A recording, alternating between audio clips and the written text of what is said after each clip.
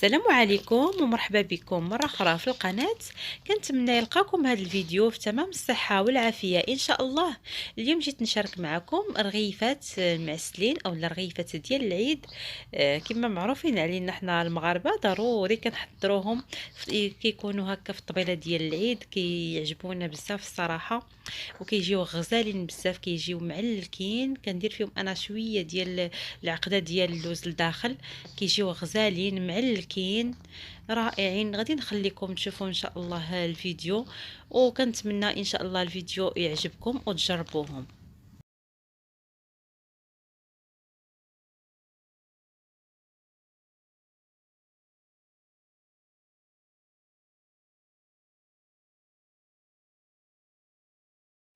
اذا غادي نحتاجو بالنسبه للمكونات، عندي 600 غرام ديال طحين الفورس ديال الحلوى مزيان، عندي واحد الرشيشه ديال القرفه، مهم ما تكتروش غير شويه هكا، عندي معلقه كبيره ديال النافع ومعلقه صغيره ديال حبه حلاوه، صهدتهم وغربلتهم مزيان في هاد الصفايه هذه الرقيقه باش هكا ما تقطع ليناش العجينه.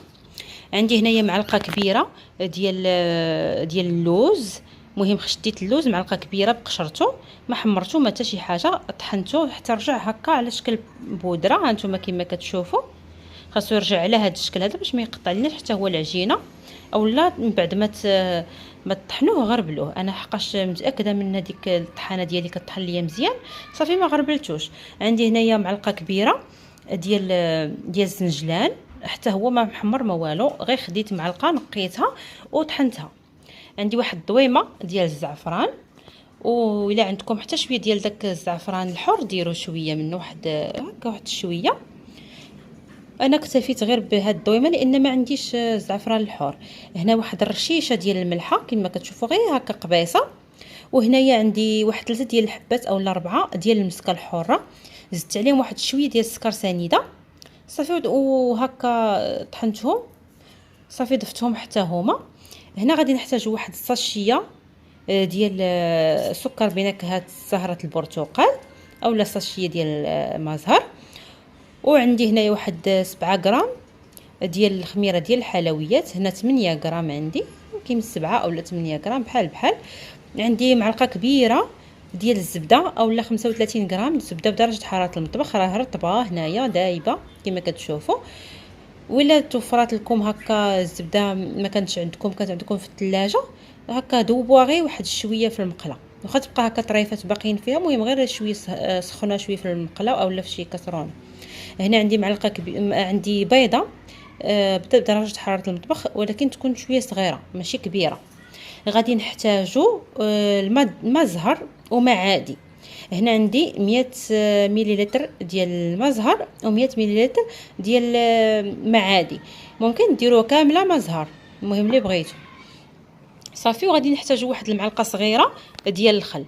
غادي ندوزو دابا للطريقه ان شاء الله. هنايا اول حاجه غادي نخلطوا النواشف، غادي نحيد هاد البيضه هادي وغادي نحيد الزبده صافي، وغادي نديروا نخلطوا النواشف هما اول حاجه. درت هكا الخميره ودرت هنايا السكر ديال الفاني بنكهه الفاني بنكهه زهره البرتقال، فاشيه ديال مازهر. مهم غادي نخلطوا هادشي كامل. غادي نخلي لكم المكونات مكتوبين في صندوق الوصف صافي. غادي نخلط كلشي صافي. هنا غادي من بعد ما خلطت النواشف غادي نزيدو الزبده، غادي نزيد البيضه،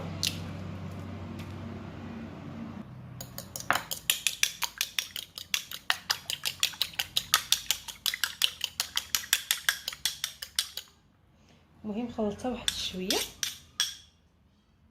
وغادي نزيد معلقه صغيره ديال الخل، خل الابيض ولا اي خل كان عندكم، المهم راه قاضي الغرض. ها هي معلقه صغيره ديال الخل صافي. كنجمعوا بداك الماء زهر. المهم انا عبرت كما قلت لكم 200 مليلتر خليط ما بين الماء زهر وما بين ماء عادي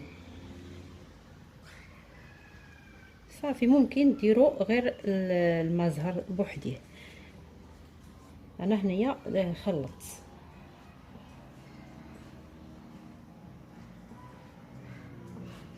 المهم راه بالنسبه حتى الميزان راه كنعبر به انايا، واخا ما يكونش عندكم داك الكاس اللي كيعبر بالمليلتر، كنعبر انا غير بالغرام، لان بحال الغرام بحال المليلتر كنعبر غير في الميزان العادي. كنبداو نزيدو الماء بشويه بشويه وحنا كنجمعوا العجينه ديالنا. كتكون العجينه قاصحه شويه، ما كتكونش رطبه، كتجي بحال العجينه ديال الملوي، بحال هكا كتجي.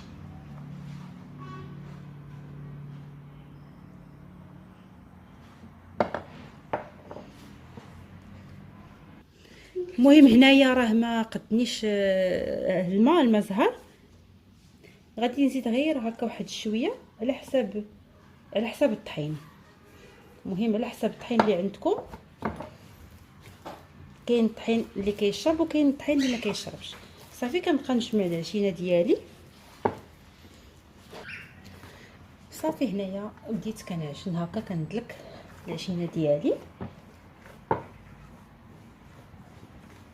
وانتوما كتبداو تضيفوا الماء على حساب العجينه اولا الطحين ديالكم وصافي. كندلكها واحد شويه عاد نخليها ترتاح. المهم راه واحد الريحه كتطلع غزاله من هاد الرغيفات هادو، هاد العجينه هادي ريحتهم غزاله بحال كديروا الشباكيه. صافي المهم هنايا راني عجنتهم مزيان، ها نتوما كما كتشوفوا. دابا غادي ندخلهم في البلاستيكه ونخليهم يرتاحوا، اولا تغطيوهم بالبلاستيكه وتخليوهم. صافي العجينه ديالي كتجي على هذا الشكل هذا. صافي غادي نجيب واحد البلاستيكه وغادي نخشيها فيها ونخليها ترتاح هكا واحد شويه بيد ما جمع. صافي بحال الشكل اللي كنديروا للرغايف ديالنا. صافي غادي نخليها دابا هكا كترتاح. صافي هنايا كنشكل هكا، غادي نحيد العجينه ديالي من البلاستيكه وغادي نشكلها على كويرات. ها نتوما كما كتشوفوا العجينه ديالي رطبه غزاله، كتجي مطاطيه. كل ما ارتاحت كل ما كتكون زوينه. كما كتعرفوا المسمن بصفه عامه كيبغي يرتاح، كل ما ارتاح كل ما كيعطينا نتيجه زوينه. كناخذ انا هكا العجينه ديالي، ومن الاحسن تغطيوها لانها كتنشف. غادي نديرو كويرات هكا صغيورين بزاف، كل ما كانوا صغيورين كيجيونا الرغيفات ديالنا صغيورين. راه انا هكا كيبانوا كبارين في الكاميرا وصافي، ما هما راه صغارين بزاف. المهم كنديروا هكا قد الحبه ديال المشماش.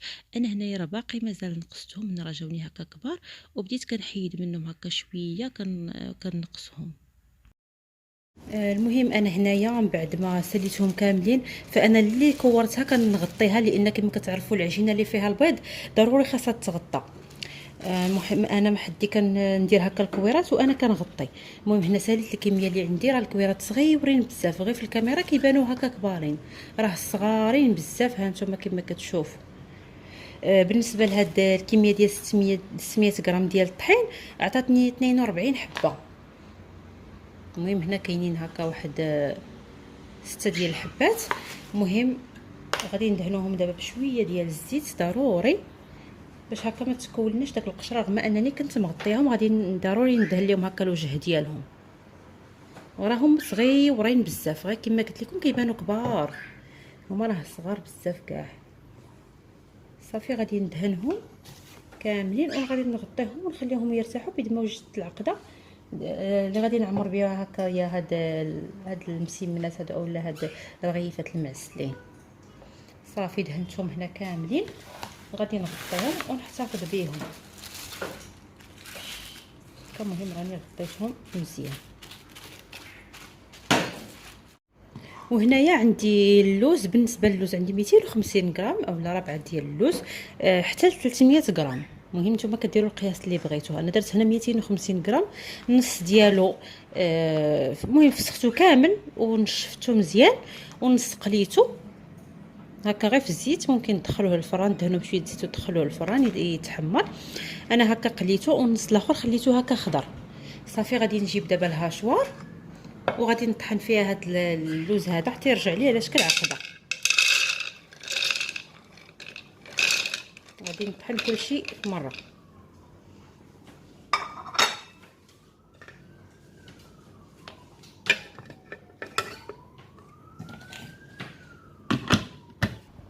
هنا بعد ما طحنت اللوز ديالي غادي نزيد عليه سكر سنيده وغادي نعاود نطحنو. غادي نزيد دابا السكر، ندير تقريبا واحد 50 غرام. المهم غادي ندير انا 3 ديال المعالق.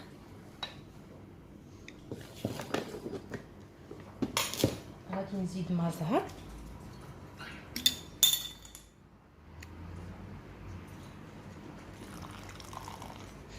واحد المعلقه كبيره، وغادي نشوف على حساب العقده ديالي واش تجمع ليا ولا لا.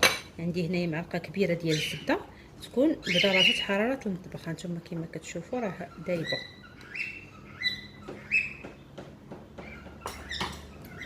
غادي نعاود نطحن هاد المكونات هادو ونرجع معاكم. صافي هنايا خلطت هادو مطحنت المهم داكشي، وغادي نزيد واحد الرشيشه ديال القرفه، وراني زدت واحد الرشيشه ديال المسقه الحاره، هكا واحد جوج حبيبات طحنتهم. غادي نخلط ونشوف الا تجمعات لي العقده. راه مزيان ما تجمعاتش غادي نزيد شويه ديال ما زهر. انا ما زهر راني ما كثرتوش. المهم هنا العقده كتبان لي راها كتجمع كما كتشوفوا. غادي نجيب الطبسيل اللي كان عندي فيه اللوز وغادي نعاود ندير فيه العقده ديالي. صافي راه كتجي على هذا الشكل هذا. المهم راها كتجمع. هانتوما كما كتشوفوا يمكن لي نشكلها كما بغيت. صافي غادي نغطيها وعاد غادي ندوز نشكلها كويرات على حسب داك العجينه اللي عندي اولا داك الكويرات ديال العجينه اللي عندي. المهم هنا راه كنشكل كويرات كما كتشوفوا، كويرات صغيورين. غادي نشكلهم على حسب الرغيفات اللي عندي. راه حتى هنا الكويرات راه صغيورين بزاف، غير كيبانوا هكا كبارين شويه. غادي نحاول ندير 42 هكا كويره ديال اللوز باش تجيني نيشان مع الرغيفات اللي عندي، حيت عندي 42 حبه.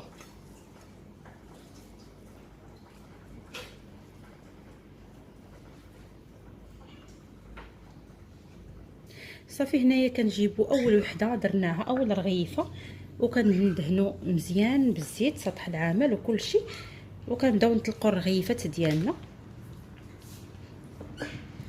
مهم ما كنطلقوهمش بزاف حتى عاوتاني كيبان لينا هكا الرخامه اولا سطح العمل. المهم نرققوهم واحد شويه وصافي. هانتوما غادي تشوفوا معايا كيفاش كندير. كنطلقهم هكا انا على شكل مربع بهذا الشكل هذا. صافي هكايا.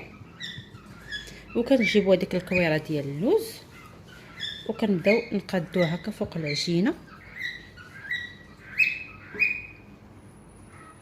غادي نعاود معكم هكا واحد جوج. المهم غادي نطلقوا العجينه اولا داك الرغيفه غادي نطلقوها. كنطلقوها على شكل مربع وما كنرققوهاش بزاف، ماشي بحال الشكل ديال الرغيف العاديين اللي كنديروا كيبغيو هكا تورقوهم نيت حتى كتبان لكم سطح العمل. هادو المعسلين لا ما غاديش نورقوهم بزاف. صافي درتهم هكا على شكل مربع. وغادي نجيبوا داك اللوز اللي عندنا وغادي نديرو هكا، غادي نحاولوا نقادوه على شكل مربع باش هكا غادي نديرو عليه، غادي نطويو عليه العجينه. المهم راه الكميه ديال اللوز راها قليله ماشي بزاف. صافي غادي نجيبو غادي نسدو على شكل رغيفه وغادي نجيبو الجهه الثانيه على هذا الشكل هذا كما هكا كيوضح لكم الفيديو. وهنايا كنقلب العجينه ديالي كما كتشوفوا.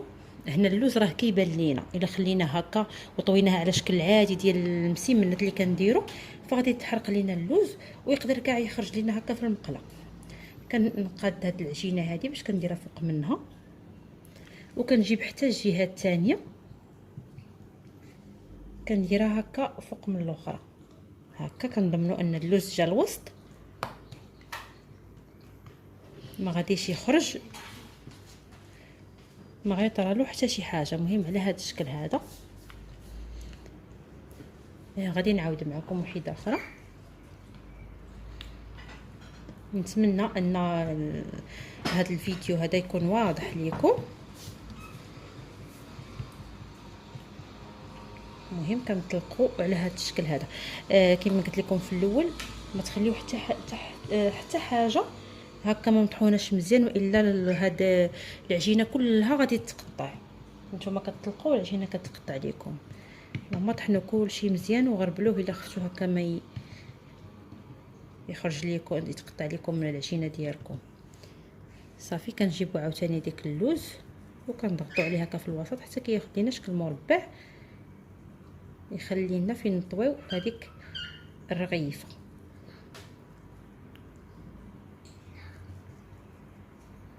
صافي هنايا من بعد ما قديته غادي نجيب نغطيه مزيان بداك العجينه. صافي وغادي نعاود نغطي الجهه الاخرى. هانتوما على هذا الشكل هذا كما كتشوفوا اللوز راه تغطى مزيان. كنعاودوا نقلبوا العجينه وغادي نديروا هاد الجهه على هذا الشكل هذا، وكنعاودوا نطويو الجهه الاخرى فوق منها. صافي انا غادي نستمر دابا بنفس الطريقه حتى كنكمل الكميه اللي عندي كامله. صافي كنقادوها غير على هذا الشكل هذا.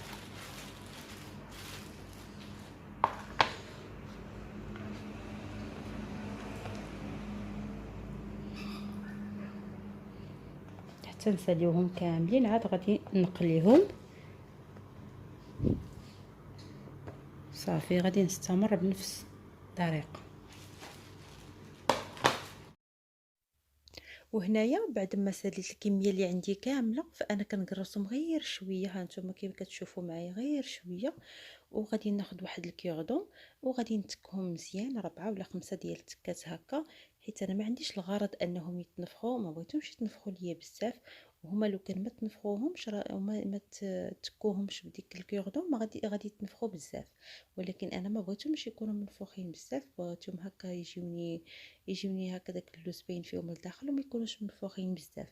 هنايا كنسخن المقله مزيان وكندير فيها الزيت، كنخليه حتى يسخن، وكنبدا نقلي دوك الرغيفات. راه دغيا دغيا كيتقلاو، عرفتي ما كياخذوش وقت طويل نهائيا. وكنستقطرهم من ديك الزيت بعد ما كيتقلاو من جوج جهات. كنستقطرهم من ديك الزيت، والنار تكون متوسطه ما تكونش مجهده بزاف باش ما يتخطفوش ويبقاو لنا من الداخل معجنين ومن برا هكا يكونوا قاصحين. صافي كنقليهم وكنديرهم يتقطروا. مهم ما تعمروش المقله بزاف باش ما يغلبوكمش، لان راه دغيا كيتقلاو. بالنسبه من بعد ما كنستقطرهم من ديك الزيت كنغطسهم انا في العسل، حيت كيعجبوني هكاك مغطوسين في العسل. ممكن انكم ترشوهم شي شويه وصافي، المهم اللي بغيتو. انا كيعجبني نغطسهم شويه في العسل. بين ما قليت المقله الثانيه ونستقطرها كنكون حيدت الاخرين. هذه هي الطريقه اللي كندير انا.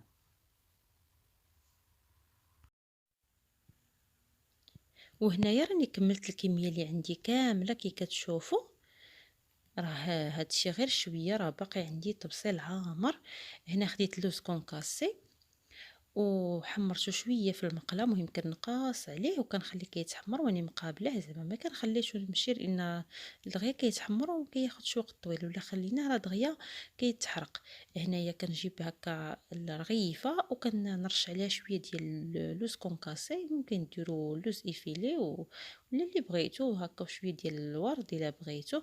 المهم انايا هكا توفر ليا اللوز كونكاسي. صافي درتو راه كيجي زوين بزاف. مهم هنايا بغيت نقول لكم انه الا خفتوها كتجيكم هكا شويه صعيبه باش تعجنوا وتقليوا وتعسلوا، راه كيشدوا شويه ديال الوقت. المهم ممكن انكم بعد ما تطويوهم هكا كرغيفات كتخشيوهم في الثلاجه حتى لا غد ليه عاد كتجبدوهم وكتقليوهم. وممكن انكم ديروهم في الفريغو هكا كيكونوا عجينه خضرين، راه كيبقاو زوينين حتى النهار اللي تبغيوهم وتقليوهم. وانا الصراحه كنقليهم ونعسلهم ونديرهم في الكونجيلاتور، وامتى ما بغيت كنجبدهم. راه عرفتي بحال لي يلاه جبدتيهم بحال لي يلاه قليتيهم كيجيو غزالين بزاف ومعلكين ورطبين. صراحه كيجيو من اروع والذ ما يكون. والله العظيم الا كيجيو غزالين ما كرهتكمش تجربوهم. كيجيو معلكين من الداخل، انا بعدا كنحماق عليهم. هانتوما فتحت معكم وحده كيفاش تشوفوا كيفاش كتجي من الداخل. كيجيو طايبين، ما كيجيوش معجنين نهائيا وما كيجيوش قاصحين عاوتاني بزاف. المهم كيجيو رطبين معلكين بنانين بزاف، ما تشبعوش منهم.